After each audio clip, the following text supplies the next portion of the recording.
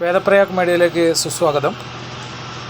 നമ്മുടെ ക്ഷേത്രങ്ങളിലെല്ലാം രാവിലെ നിർമ്മാല്യം മുതൽ തുടങ്ങി വൈകുന്നേരം ക്ഷേത്രം അടയ്ക്കുന്നത് വരെ ഒത്തിരി പൂജകൾ നടക്കുന്നുണ്ട്.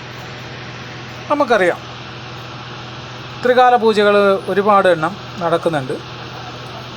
അതിൽ എല്ലാം പ്രധാനപ്പെട്ട പൂജകളാണെങ്കിലും അതെല്ലാം താന്ത്രികമായ വിധികളോട് കൂടിയിട്ടാണ് നടക്കുന്നത്.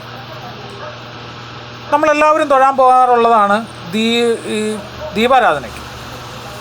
എന്നാൽ ഈ ദീപാരാധനയെപ്പറ്റി വ്യക്തമായി അറിയേണ്ട ഒരു കാര്യമുണ്ട്. ദീപാരാധന ഒരു താന്ത്രിക ചടങ്ങല്ല എന്നുള്ളത് അറിയണം.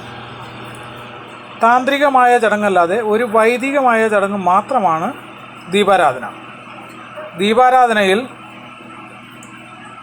ദീപം കൊണ്ട് ആരാധിക്കുന്ന പ്രക്രിയ മാത്രമാണ് നടക്കുന്നത്.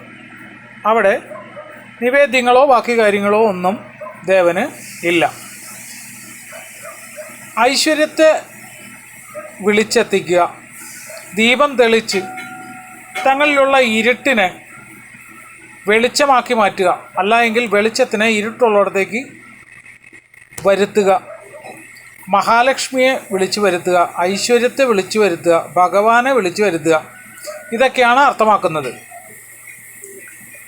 അപ്പോൾ ദീപാരാധന എന്നുള്ളത് ആ ചടങ്ങിൻ്റെ കാര്യം മാത്രം അറിയുക.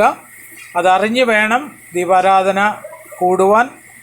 ദീപാരാധനയെ ഒരു താന്ത്രിക ചടങ്ങല്ല, ഒരു വൈദിക ചടങ്ങ് മാത്രമാണ് എന്നുള്ളത് അറിയുക.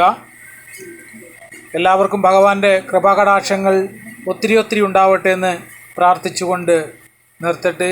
ഓം നമോ ഭഗവതേ വാസുദേവായ നമഃ. ഓം നമോ നാരായണായ.